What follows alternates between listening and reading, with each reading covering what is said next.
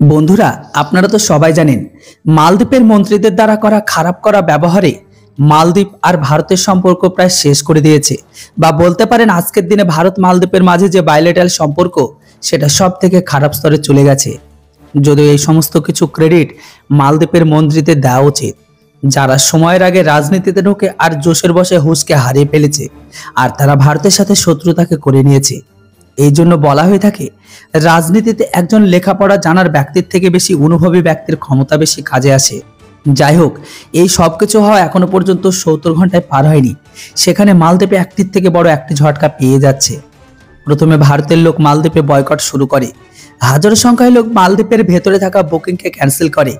এরপরে ভারতের বিদেশ বিভাগ মালদ্বীপের রাজদূতকে মন্ত্রণালয়ে ডেকে খুব শুনিয়েছে। এরপরে ভারত মালদ্বীপকে দেওয়া টিএফটি মানে ট্যুরিজম ফান্ডকে থামিয়ে দেয়।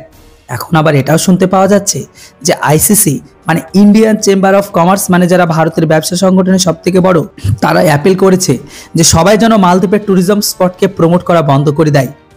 আইসিসি ভারত টু মালদ্বীপের বহনকারী সমস্ত এয়ারলাইনকে সাসপেন্ড করে সমস্ত ফ্লাইটকে লাক্ষাদ্বীপের দিকে ওড়ানোর জন্য আহ্বান জানিয়ে দিয়েছে।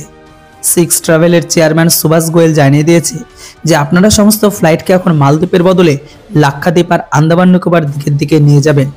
ওনার বক্তব্য, ভারতের এই দ্বীপ মালদ্বীপের থেকে অনেক গুণ ভালো। আমাদের মালদ্বীপের বদলে হিন্দ মহাসাগরে অবস্থিত শ্রীলঙ্কা, মরিশাস, বালি আর ফুকেটেনের মতো দ্বীপকে প্রমোট করা উচিত।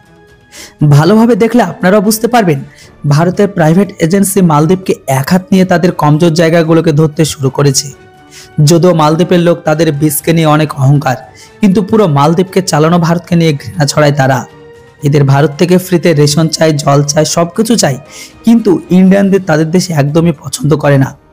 আপনাদের বলে দিই যে এখন ফেসবুক থেকে শুরু করে সমস্ত টুইটার সাইট বা সোশ্যাল মিডিয়া বয়কট মালদ্বীপ ট্রেন্ডিং চলছে।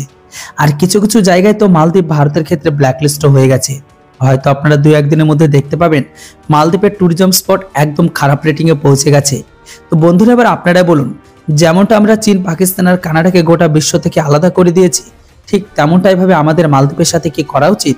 কেননা বন্ধুরা, এত কিছু হওয়ার পরে তারা ইন্দা আউট ক্যাম্পেইনকে ছাড়েনি, আর মোহাম্মদ মইজু এটাকে নিয়ে কোনো ক্ষমাও চায়নি। তো বন্ধুরা, এর জন্য কমেন্ট বক্সে অবশ্যই আপনাদের মতামত লিখে জানাবেন। Thanks for watching. জয় হিন্দ, বন্দে মাতরম।